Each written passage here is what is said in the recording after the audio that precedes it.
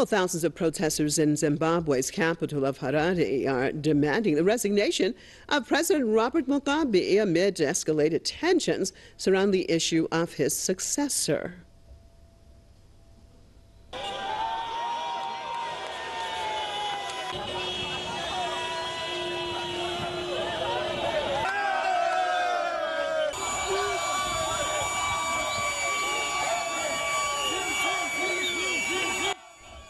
People marched towards Zimbabwe's presidential residence while hailing soldiers in the crowd and chanting slogans celebrating Mugabe's downfall. Now, this is while a source close to Mugabe says the president has no intention of stepping down.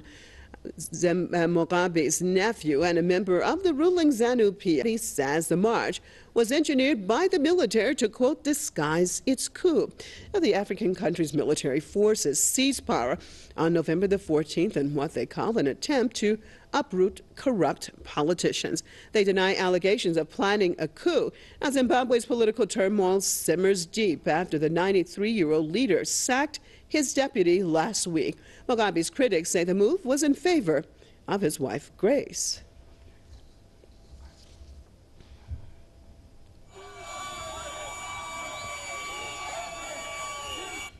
Crossing over to Ontario, joined by political commentator Mr. Jason Unruhe. Thank you so much for being with us. Well, was it a coup or was it not a coup in Zimbabwe?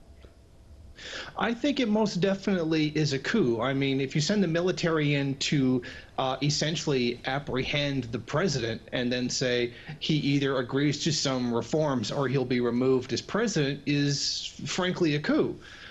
He really doesn't have any other choice if he wants to stay in power. I think that there is a great deal of unrest inside Zimbabwe, and they have had a very difficult economic situation, and many people do want it to turn around and certainly look to this kind of act by the military as doing so. Mugabe has always been a very bright symbol for the potential for liberation inside of Africa, but things have been by no means perfect, and no country is perfect.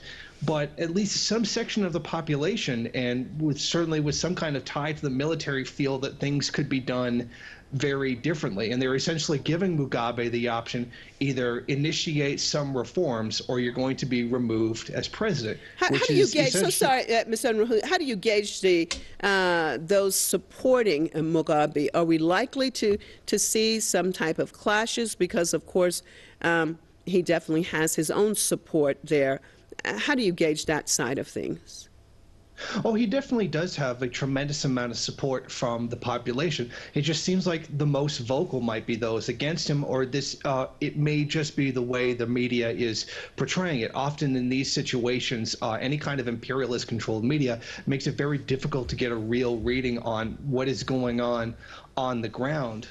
But there very well could be clashes in the future. I mean, there definitely are the supporters of Mugabe, and I do count myself as one of those people who support him. But this situation is terribly complicated. The military was still referring to him as comrade once they had him essentially under house arrest. They were trying to appeal to him to try to make some kind of reforms, and it appears Mugabe is certainly not willing to do that. We don't really know what those reforms are. They could be terribly destructive things that would essentially turn Zimbabwe back into another colony of Western powers, which seems very likely that that's what they want, or Mugabe wouldn't be so resistant to them. But this whole situation, there's not a lot of real strict, hard information on this. I mean, one can only hope that Mugabe does come out of this still the leader of Zimbabwe and keeping it along a path of true independence. Thank you so much for being with us out of Ontario.